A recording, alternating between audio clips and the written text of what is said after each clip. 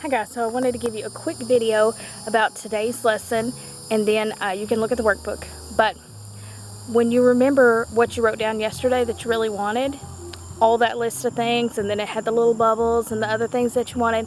So we're going to talk today about how to turn those into goals, like actual goals. So we want our goals to be SMART. SMART means specific, measurable, attainable, realistic, and timely. So if you're specific, like we were talking about the weight thing yesterday, or with money, you want to put a certain amount on it. Or like you want to lose 35 pounds. You don't just want to lose more weight. Or you want to make $100,000 next year and not just, $1 more. So that'll be our first thing. Be super, super specific. The second thing, it has to be measurable, right? So if it's in money or weight or happiness, and that's one thing you can do with that wheel of life.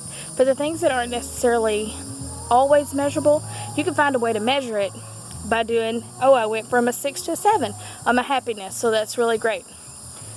So those things are measurable as well. Attainable. Okay, now this is for all those like magazines that say, lose 30 pounds this weekend. All right, guys, no, that's just not going to happen. So, but there are things that you can do that'll get you a whole lot closer to your goals, and it'll be something that's attainable. So let's say that we write short-term goals, and short-term goals may be something that's in like the next 6 weeks or the 40 days. Like 40 days in my book, there are things that you can do in the 40 days. And then the next thing is if you want to do things that are more long-term goals. So let's say you want to be a millionaire, right? You want to be a millionaire, you put it on your list, and then you set these mini goals that take you to the big goal, right? Because that's a long-term thing unless you win the lottery or something like that.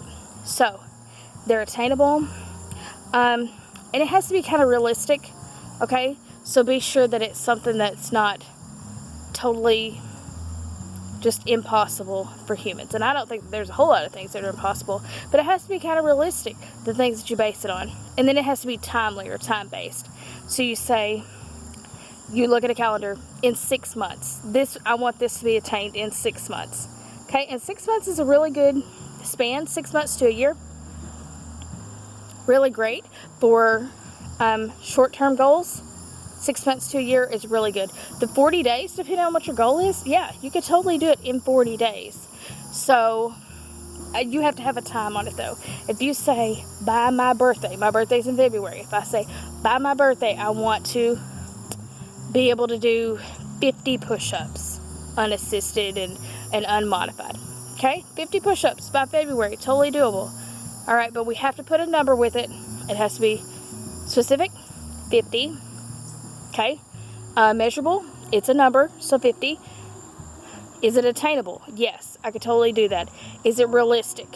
Right, I have 2 arms, I have the muscular capability, so yeah, it's totally realistic to be able to do, for a human to be able to do 50 push-ups, right?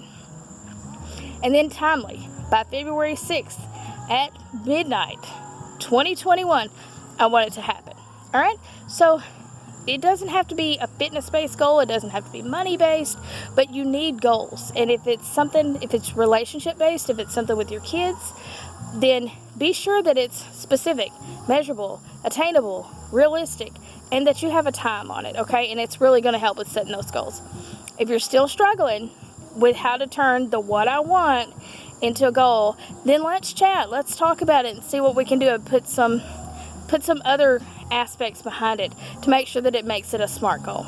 Okay, until tomorrow, bye.